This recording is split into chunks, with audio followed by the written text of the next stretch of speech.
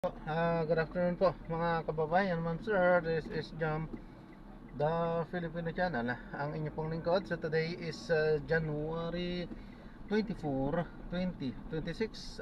Tayo ngayon ay papunta dyan yan sa may University of Makati, sa may JP Rizal West Rembo, Taguig po yan. At dadalhin po natin sa may Makati Homes sa Santos Street, sa may Tejeros, Singkamas, Makati. Okay po, so magbabalik po tayo mamaya konti po pag nakuha na po natin sila. Disclaimer lamang po, ang content po natin ay kalsada at hindi ang passenger. Kaya nga naman sakasakali man po na may marinig kayo, mga pangalan ng lugar, pangalan ng tao, pangalan ng organization sa government o private man yan, ay wala pong kinalaman ng channel na ito. At wala pong pinapatungkulan. Lahat po ng pinag-uusapan dito ay pawang dito lamang po yan sa loob. At wala pong pinapatungkulan sa labas. Okay po. So magbabalik po tayo mamaya konti pag nakuha na po natin itong ating susunod na mission. Samantala makinig tayo ng mga nagbabagong balita at talakayan habang tayo ay nagbabiyahe.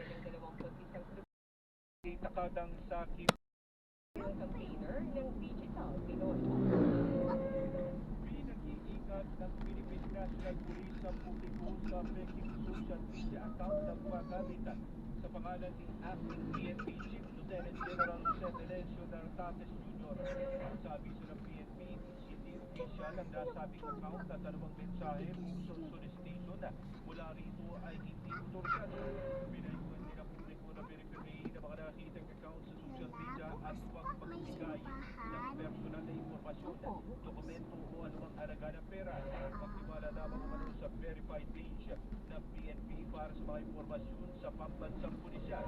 Babala pa ng PNP ang paggawa ng peking social media account at paggamit ng pangalan ng mga opisyal ng PNP ay maaaring maharap sa kaso kriminal.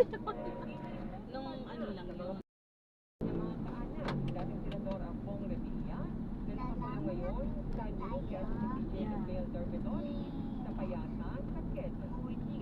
Nabatid na nakakulong doon ang dating senador dahil sa kasong malversation at katiwalian kaugnay ng Ghost Flood Control Project sa panlipunan na nagkakahalaga ng ₱2 milyong piso.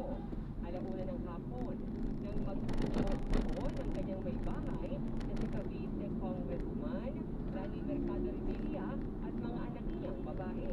Sunod namang dumating si Congressman Jolo Revilla, Cavite Vice Governor Arang Revilla, kung saan naman sila na magbigay ng pahayag. Mag-aalas 3 ng hapon nang dumating naman dating Senadora City Vice Mayor Andrea Bautista Inares na hindi rin nagpausap ng panayam. Matatandaan na hindi natuloy ang pagbasa ng saklay kay Revilla sa Sandigan Bayan kahapon dahil may mga nakabinbing pang motion at hiniling ng kanilang kampo na ilipat sa PNP Custodial Center sa Campo Grande ang dating senador. Pinaalalahanan ng Civil Aviation Authority of the Philippines ang publikulan na mga bibiyahe patungong Amerika na insekturan status ng flight at makipag-flight sa kanilang airline o pagtungo sa Baliparan. Susunod ng winter storm confirmed na isang major weather system sa Amerika na kasalukuyang nagsusol ng malawakang kumala o pagkakala sa iba't ibang bahagi ng bansa na maaaring makaapekto sa mga flight papunta at pabalik ng Maynila. Ayon sa isang flight tracking website, mahigit 4,000 flight nila sa Amerika na nakaschedule para sa Sabado at Linggo dahil sa paparating na malakas na snowstorm. Dahil dito pinapayugan sa mga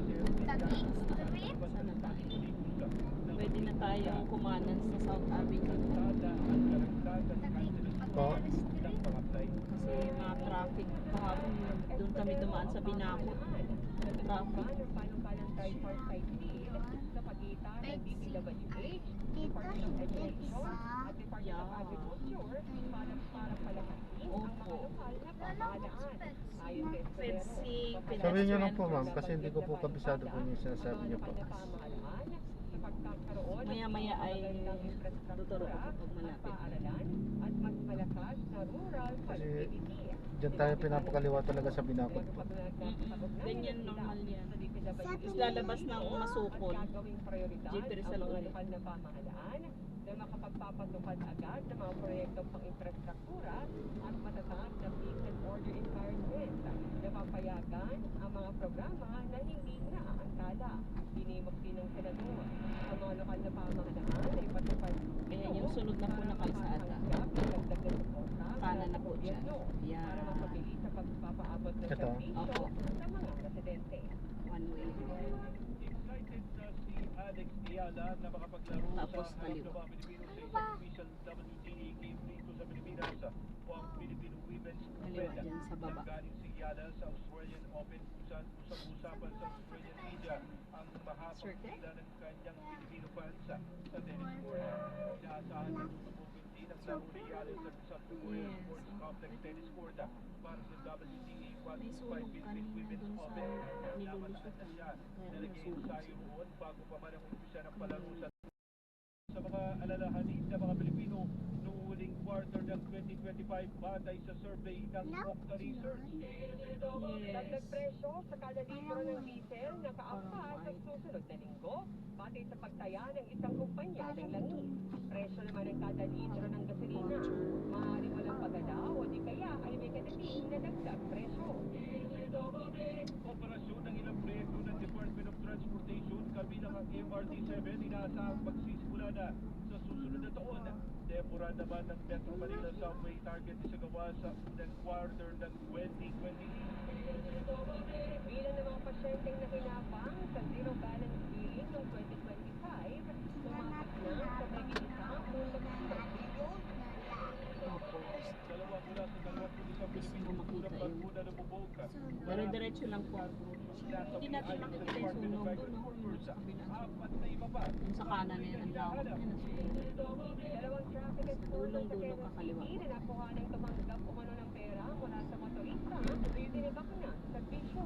Pulis naman na nag-viral. Likod ng Matapos pulis. magharang ng truck ng bombero, tinibak din sa Dami nila.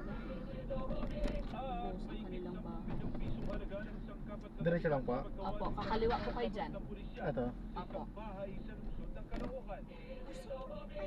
Sumayo sa oras ng pinakamalalaking Opo, mga hindi ka balita na naman ang tungkol po ay sa sir. at gas. You have to. Sobrang kabanil ng GMA, walang kinikilingan. Walang pinoprotektahan. Serbisyo totoo lamang. Bakit ito? Ang super balita sa hapon. Yes. Napakinggan ang kabuuan ng GMA. Super Radyo PCWB. Super balita. Mahogany yan. Mahogany. Opo, yan. Yan. Kakaliwa po kayo dyan sa unang kanto. Number 1 sa Mega Manila. Ah, dito yung mga ano, nasunog.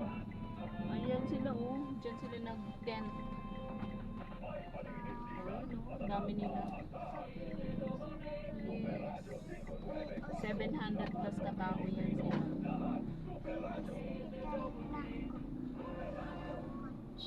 May ospital na kotse. Ambulance yun. Opo, ang tawag po doon, ambulance. Yeah. Of course. Na-drop na natin sila. So maraming salamat po sa panonood. Hanggang sa muli, ingat. God bless. Paalam po muna.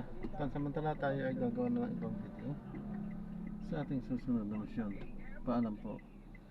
This is John, the Filipino channel, ang inyong pong lingkod. Paalam po.